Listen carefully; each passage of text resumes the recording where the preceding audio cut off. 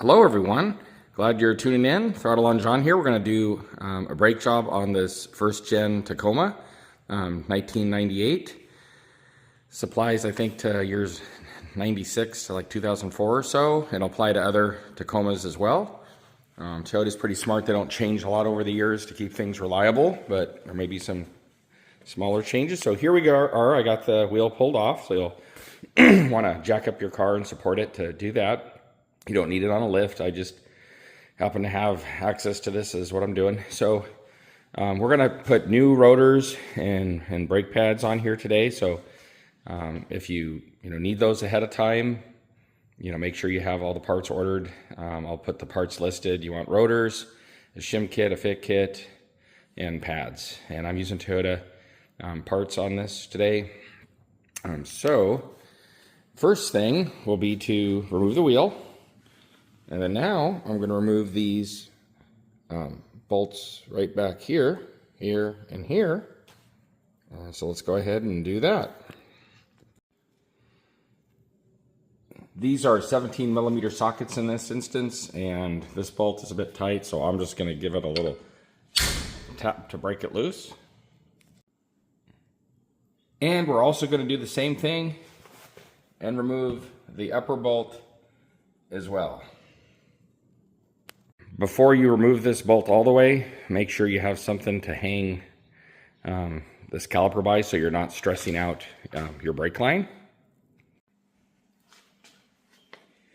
Okay, before we remove our last caliper bolt, so this caliper falls off, we're going to remove this little clip here that retains these pins in that hold the brake pads. And that you can just grab, and I just pulled up and out of the pin, and then this other one I'm just kind of gently pulling kind of down and out. Whoop, and then it just falls out. So this is what we just removed here. And when it goes back in, it's just gonna go back in there. So anyway, there we go. Now we can go ahead and pull our caliper off and pull these pins will now pull out. And we can remove the brake pad. So actually, let's remove our pins next. So this pin's going to come out that way, and so is that pin. So we're going to take those out. So you can see this pin. I'm just pushing on it with my finger over here. You'll see it starts to pull out, and I'll just take that out the rest of the way. And likewise, this pin down here, I'm going to do the same thing and push it out. I put a little WD-40 on there to help that pull out, but you don't need to do that. I'm not reusing these pads, so I don't mind getting a little WD-40 on them. And they pull out pretty easy. Whoop, there's one.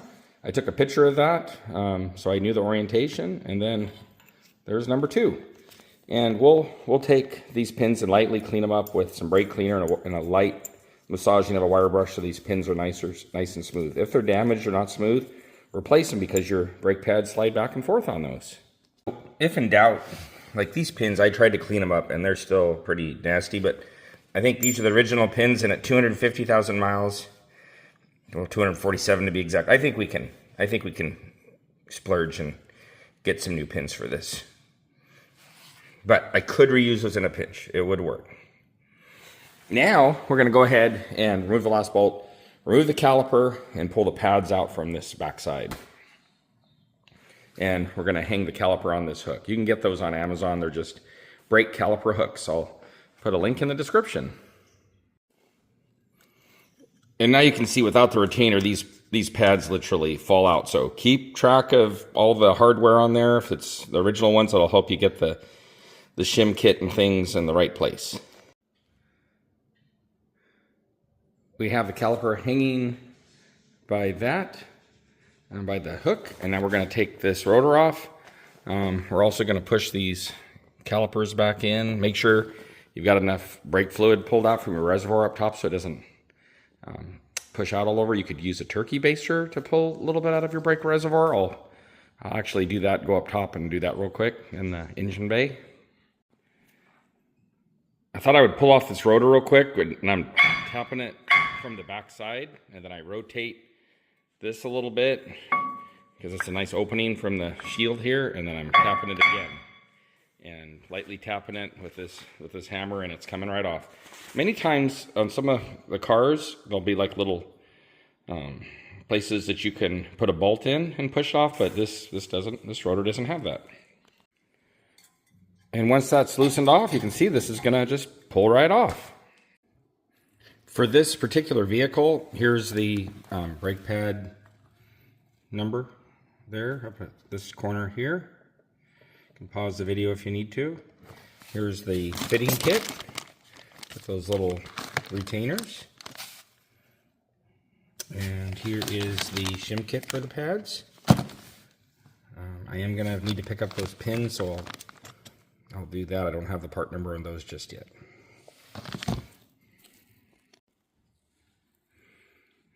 So here's the Blake fluid reservoir. We just kind of pulled this cap off, and we're going to suck a little out with a turkey baster, maybe down to here or so. That way when we push the front and rear calipers in, well, the front calipers and eventually the rear, we'll put new brake shoes on, but we don't want this to overflow when we're pushing those cylinders back in. You know, for the brake calipers, it'll push this fluid level up, and it could overflow if we don't suck a little out. Then you can put a caliper spreader in here and just, this has a ratcheting device that is, you ratchet it, it spreads these calipers apart. It just kind of looks like that.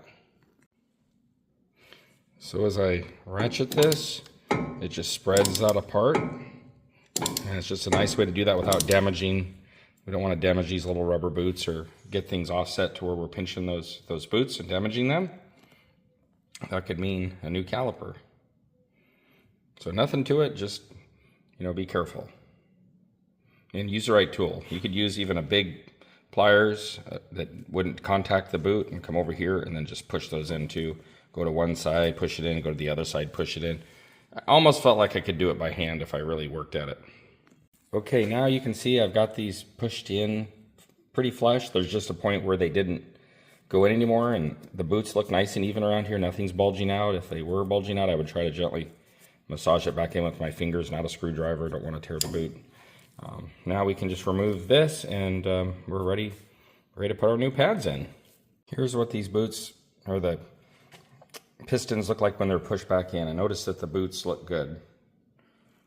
This caliper is really old, but looks good. Okay, I have the pads all laid out. I like to do this, just keeps me from getting confused. You have an inner pad on the caliper and an outer pad. This one has this narrower part here, and the outer pad kind of looks like this, and it's labeled, let's see here, right hand. See that there? Right hand. Okay, so this goes on the right side or the passenger side, and likewise there's a left hand or driver's side.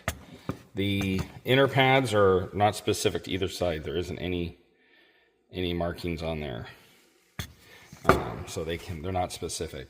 But you want to get this one on the inside of the caliper, and this one will be on the outside of the caliper. And then we'll put one shim on, one anti-rattle shim on, and then this one goes on the outside, and likewise same on the other side. And the first thing is we just get a little bit of this grease. This comes with the kit, and here is the shim kit. If you didn't get a shim kit, you could just use some brake caliper grease. But I do like that this comes with the grease. Looks like we get a packet per side here.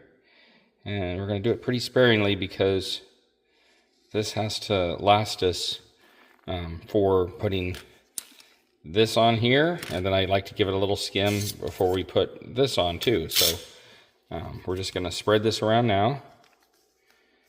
Spread it pretty evenly. This keeps your brakes from squeaking and squealing, and it's one of the reasons I really like using Toyota parts, is it comes with all the things to keep it a Toyota. I know there's other good brake pads you could use. I've heard good things about Akabonos. So you can use other brake pads, but I'm going with the OEM stuff this time around.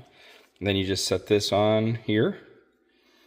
Okay, good. And we could wipe it off here. That's not doing anything up there. And then we're going to give this a skim. And then we'll put this on top.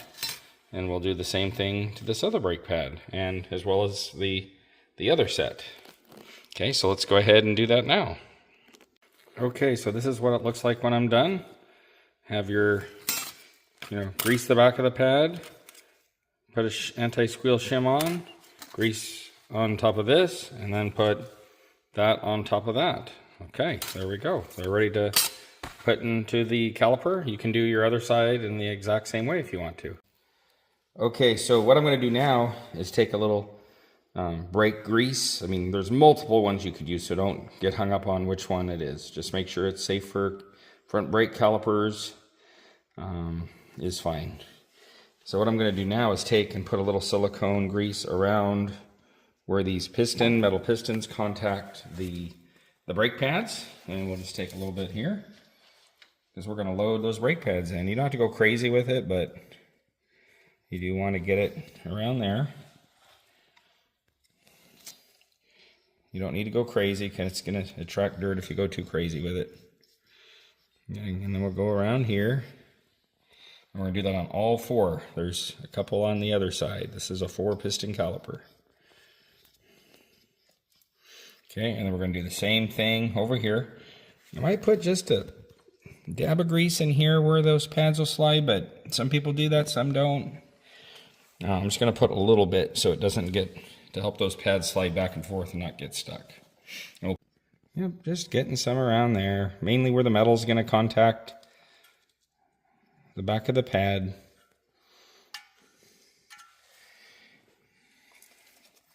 I'm having trouble using that brush. I think I'm going to use my finger. Oh, there we go. There we go. Just putting some around there. Okay, now we're ready to rock and roll. Make sure you drop your brush like I did on your dirty floor.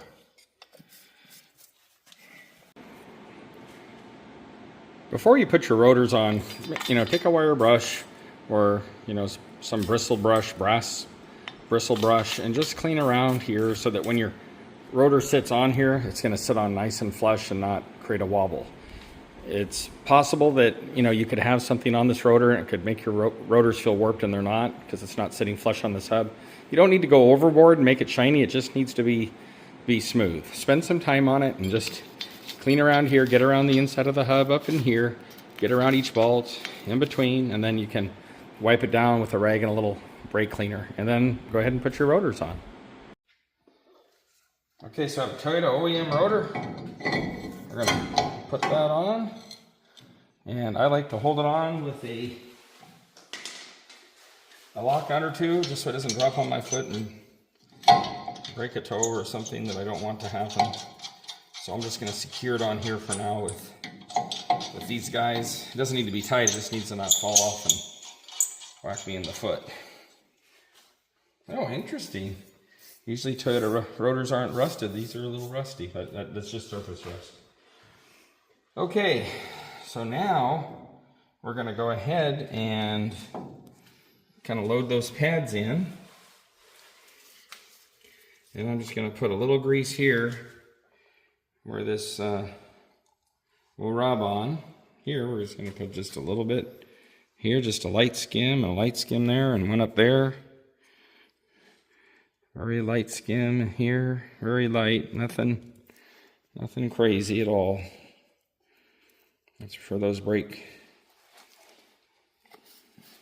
to slide back and forth on those brake pads. And if you didn't do that step, it would be okay. That's kind of, some people say to do it, some don't. So we already got these ready. Remember I said there's an inner pad and an outer pad. The one marked right hand or left hand goes on the outside. So this one, another way to look at it is this is narrower here and this is wider, so the narrower one goes on the inside. So that one's just going to go up in there. And it's nice with the grease, it actually will kind of stick where you put it. And then this other one's going to go over here. My shim's kind of moved, so that's kind of While I'm fighting that, so we'll reposition our shims, and then they should just slide right in. If they're not sliding right in, something is... Oh, look at me. I put it in wrong. Here's your pins, right? For this pin, those got to be on the outside, so make sure you get that right. Okay, then I got new hardware coming, but for the sake of the video, I just want it, and I have cleaned this up, and that's as good as it's going to get. I would put a little bit of grease on here, just a light skim, hardly anything. And I'm going to put new pins in, because if your pins are hung up, if this is sliding on your pins and they're crummy, then it'll affect how these pads slide. So I'm going to put these in for the sake of the video, but I have new parts coming. So we're just going to put these in here, and these pins actually slide from the outside in, and they just kind of go through there.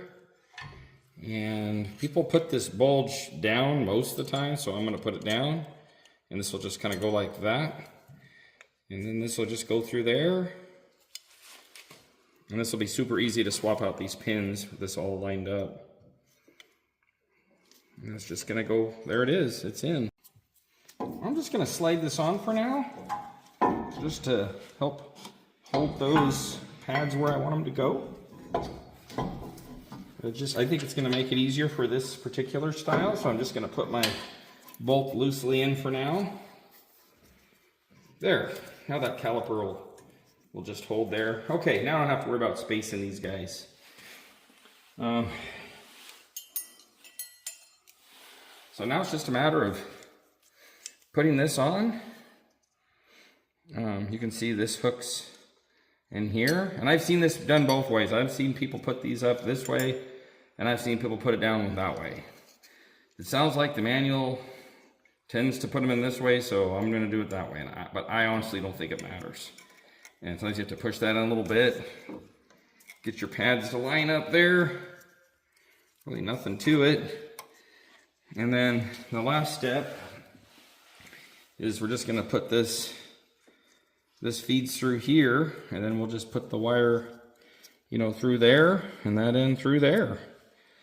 And then we'll tighten up both these caliper bolts, and that's together. Make sure you torque down your caliper bolts really snug, like tight, and never hurts to look up the factory spec on those either. And then just do the same thing to the other side. Nothing like doing a good job, doing it yourself, and knowing it's done right. I love it. So I know you like it too. And feel free to keep tuning in. We're going to do suspension on this next. Going to put some Bilsteins on here, I believe. This already has a lift to accommodate these 285. What are they? 285. Oh, where's the size? 285 75 16s. I think that puts them around 22.8 or around 30, but almost 33 inches. But I'm gonna go into this in another video. But this truck rides awful. It has a block lift, and these are just stock shocks that are clapped out and they're blown. See all the oil? They've been blown for a long time. Again, this is a new used truck to me. I'm just kind of going through it. And I'm having fun, but there's a lot to do. But feel free to like and subscribe. We're going to put some new suspension on this. We got the new brakes going. I'm going to be replacing bushings on the steering rack. The steering rack was shaking all over, so we got some bushings coming there. We're going to be doing end links, ball joints, upper control arm joints here. So we're going through this thing. But anyway, go back to the brakes.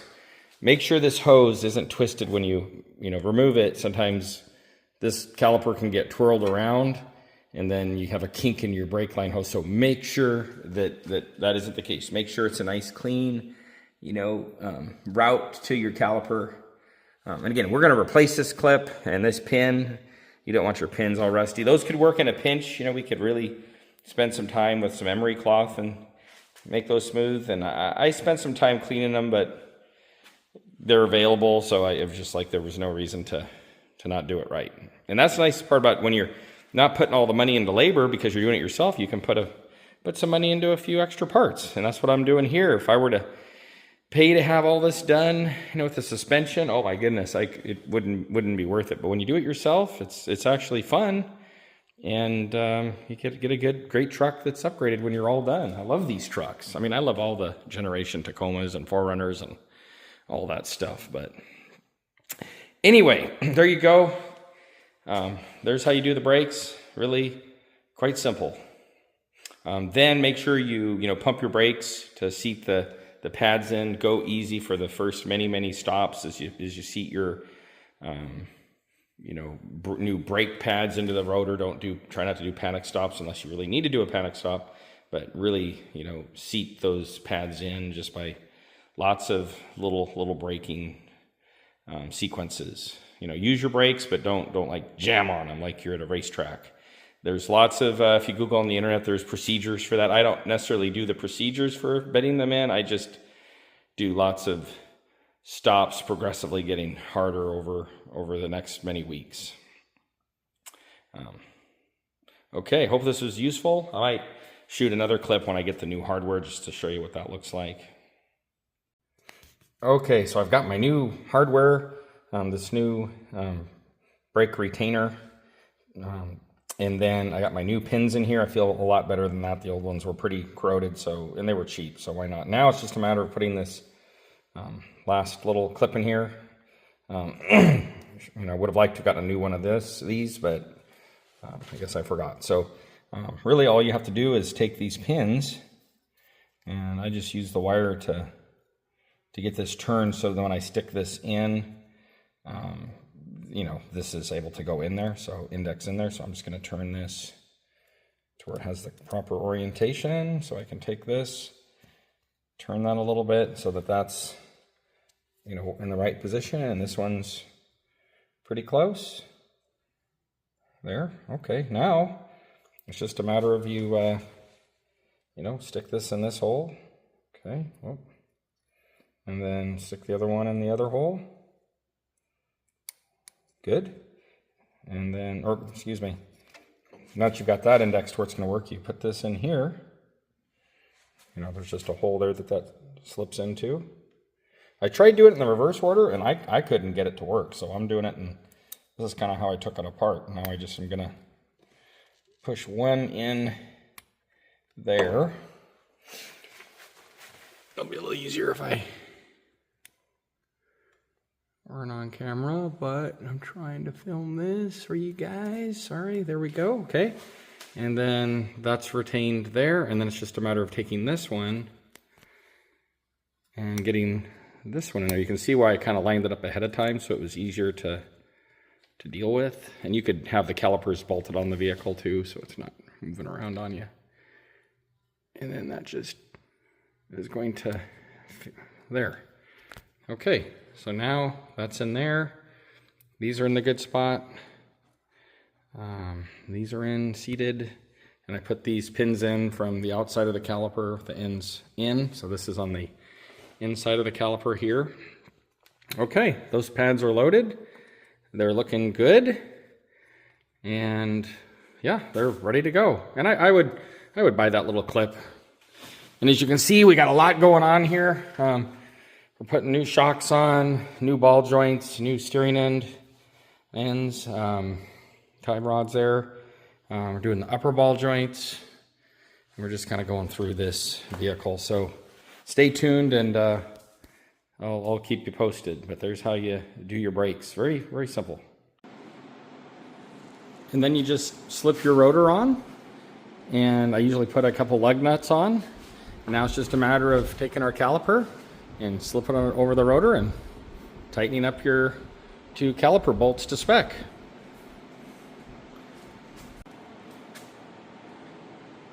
It always feels good to know you did a job well done. And I mean, a lot of places charge, $200 to $300 or more per side. So just by doing it yourself, you're saving yourself a lot.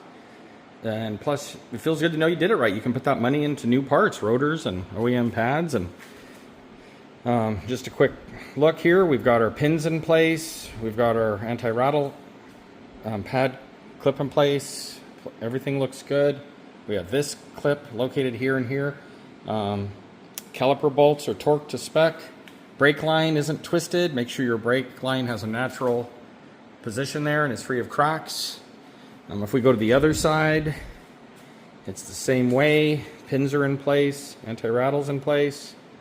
This clip is in place. It's a safety clip and it's retained at either end.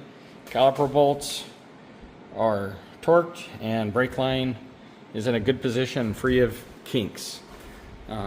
So yeah, looks good. Time to put the wheels on and put it back together.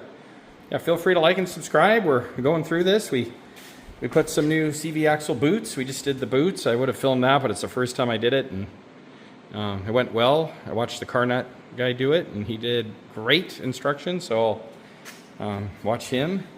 We put ball joints on this. We put upper ball joints on it. I put seals in the axle and the diff and in the hubs.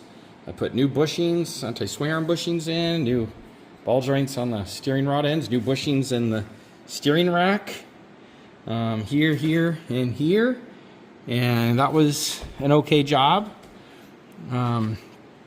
So yeah, we have some new coilovers coming. So Bilstein coilovers coming. We have some Bilsteins on the back over there. So we're just going through this truck and getting it back to good working condition. So feel free to like and subscribe. We got a timing belt to do, a radiator. We've got a few other things to do. We had a radiator that was fixed with some epoxy steel. No, that wasn't me. But anyway, thanks for tuning in. Have an awesome day. Say, just a friendly reminder, when I was editing this video, I realized I didn't talk about going back up top, filling the brake reservoir with brake fluid. So make sure you top that off. And then pump your brakes a number of times to make sure that the brake feel is there before you go out and drive your car. That'll seat the pads back in to those new rotors. Those pistons will need to kind of take up that slack since you had them pushed back all the way in. So make sure you pump your brake, start your car, pump your brakes a number of times to feel that brake pedal firm up. If it doesn't, investigate. Make sure you don't have a leak or there's something else going on that you need to look up, and then do fill up. After doing that, do go up and fill up your brake reservoir so it's at the, with brake fluid, to where it's at the appropriate level for your vehicle. And then there's bedding in procedures. I typically just go out and drive the car and do a number of easier stops, light to moderate stops, without demanding a full stop right away, just to let the new pads break into the rotors. But there's procedures for that, and you can read up on that. But I usually just use my brakes in a moderate way, and they do fine with that. All right, well, hope this is useful. Thanks for watching, and appreciate you guys and gals, and hope all is well. All right, take care. Hope you're having a good day, and have fun maintaining your Toyota.